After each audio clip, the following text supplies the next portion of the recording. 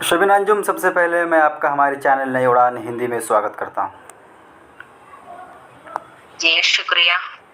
और आपको मुबारकबाद भी देता हूँ जो आपने अपने मेहनत, कद्दोकाविश और लगन के साथ आपने आपका जो सपना था आईआईएमसी में एडमिशन का, आपने वो एडमिशन लिया और अपना गोल जो अचीव करना था आपने किया। जी बहुत बहुत शुक्रिया।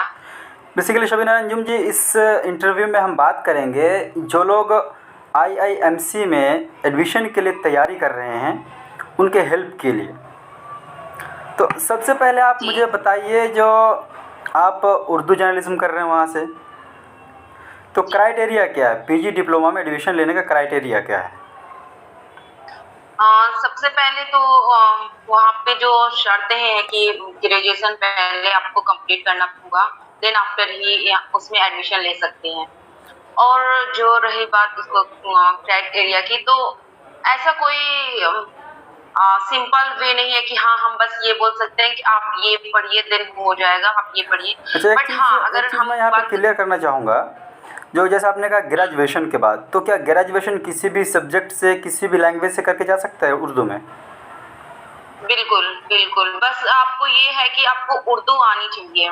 क्योंकि हम अगर आप अपना फ्यूचर अपना मुस्तकबिल अगर आप देखते हैं कि हमको उर्दू में ही करना है, तो आपको उर्दू पढ़ना आना चाहिए, आपको उर्दू लिखना आना चाहिए। क्योंकि अगर आप कोर्स से तो कर लिए, मान लीजिए अगर आपको कहीं पे नौकरी करनी है, इसमें काम करना है, तो वहाँ पे आपको बहुत मुश्किल होगी।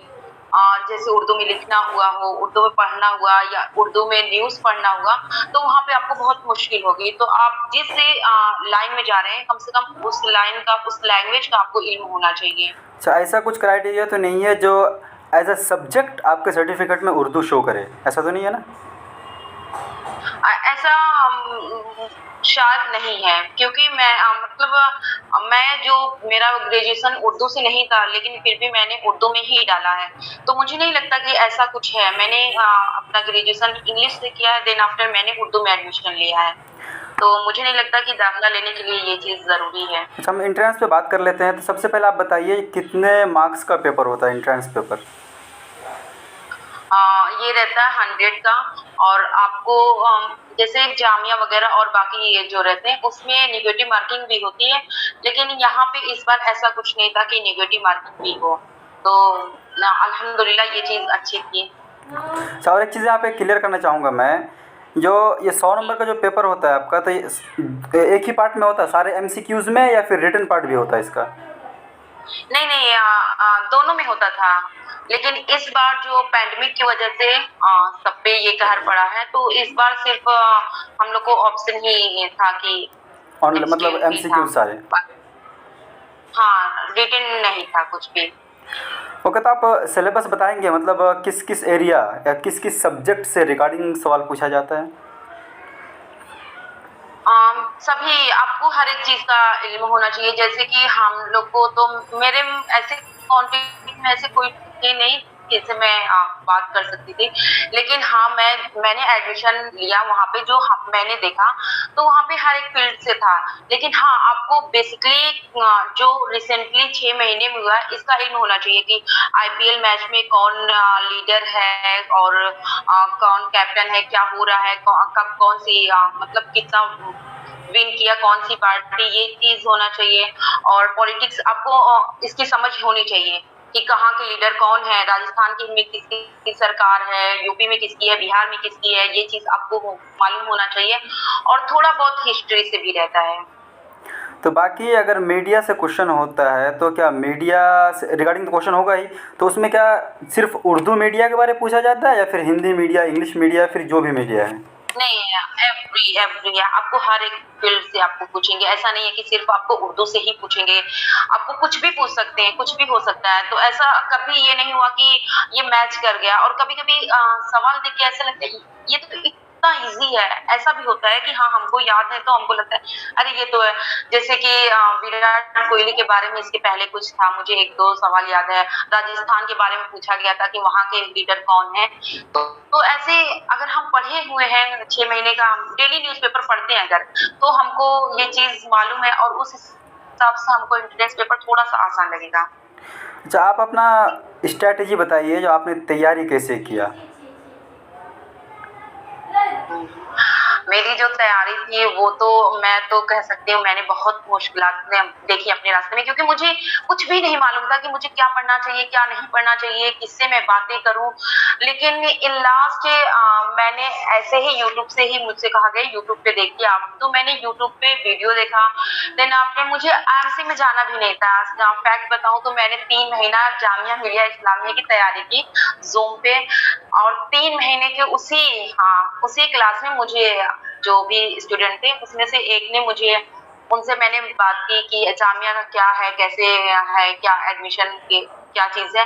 मैंने उनसे बात करी। दिन आफ्टर मेरा वहाँ से 3 महीने की स्टडी के बाद मैंने आईएमसी में डाला, और अल्हम्दुलिल्लाह अल्लाह का शुक्र है वहाँ नहीं यहाँ मैंने एडमिशन एंट्रेंस दिया, अच्छा। और फिर मैंने इसको तो वही मैं कह सकती हूँ कि मैंने जो जामिया के लिए तैयारी की थी वही मेरा नॉलेज मैंने उसमें आजमाया।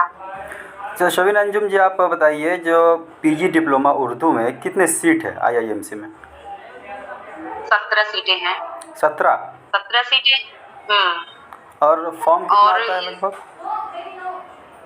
फॉर्म वही आता है, अगर फुल हो गया तो फिर बंद कर दिया जाता है, और नहीं आया तो 2-4 बार नोटिस आती है कि अभी है, आप चाहें तो अप्लाई कर लें। तो इस बार जो था हम लोग जैसे 13 थे जिन्होंने जिनका निकल गया था, लेकिन एडमिशन सिर्फ 10 ही बच्चे लिए हैं। अच्छा शबीना, यहाँ पे और एक बात मैं पूछना चाहूँगा आपसे, जो जी। आईआईएमसी से डिप्लोमा करने के बाद स्कोप क्या है, यानी प्लेसमेंट का क्या सीन है? प्लेसमेंट तो मैं कह सकती हूँ बहुत अच्छा है, क्योंकि अभी हम लोग का भी कह लीजिए अगस्त में खत्म होगा, अगस्त में हम लोग का कोर्स कंप्लीट होगा, और अल्लाह का शुक्र है कि अभी से हम लोग का प्लेसमेंट स्टार्ट हो गया है। जैसे कि जी से आए हैं, ईटीवी भारत से भी ये है कि आ रहे हैं, और एड फैक्टर से। तो देखा जाए तो ऑलमोस्ट बच्चे जा भी रहे हैं। अभी मेरे बैच के कल 2 लोग का सिलेक्शन हुआ है जो एड फैक्टर्स में हुआ है। तो हम ये कह सकते हैं कि प्लेसमेंट के लिए बहुत ज्यादा वहाँ के प्रोफेसर लोग हैं, वो बहुत ज्यादा इस पे ध्यान देते हैं कि हाँ यहाँ पे अगर बच्चे हैं तो प्लेसमेंट हो जाए।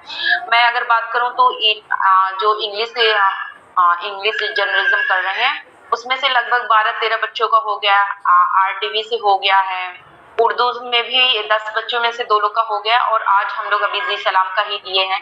तो देखते हैं कि क्या होता है, लेकिन हाँ तो शबीना जी, यहाँ पे मैं और एक बात पूछना चाहूँगा, जो अगर हम इंडिया की बात करें तो इंडिया में मोस्ट ऑफ जितने भी यूनिवर्सिटीज़ हैं, चाहे वो प्राइवेट हो या सेंट्रल हो, हर किसी में मीडिया का एक डिपार्टमेंट होता है। तो आईआईएमसी में, Indian institute of mass communication में, ऐसा क्या ख़ास है जो स्टूडेंट को उसको तरजीह देना चाहिए, आईआईएमसी को तरजीह देना चाहिए? मुझे जहाँ तक लग रहा है मुझे लग रहा है कि वहाँ पे एडमिशन लेने के बाद कि ये बेस्ट है, क्योंकि हर एक चीज हर एक फील्ड का वहाँ पे नॉलेज दिया जाता है। ऐसा नहीं मैं उर्दू में हूँ तो देखा जाए तो उर्दू की बहुत चीजें मतलब और डिपार्टमेंट से कम है, फीस वगैरह कम है, लेकिन फिर भी उर्दू के लिए भी वही सारी चीजें वही सारे टीचर बुलाए जाते हैं जो हमको बेस्ट नॉलेज दे सकते। तो ऐसा कुछ है नहीं कि जो अलग किया जा सके। मतलब हम तो कुल मिलाकर ये कह सकते हर एक हैं, चीज जो इंग्लिश, चाहे इंग्लिश लैंग्वेज से करे, हिंदी से करे या उर्दू से करे, सबको बराबर का इक्वल रखा जाता है सबको।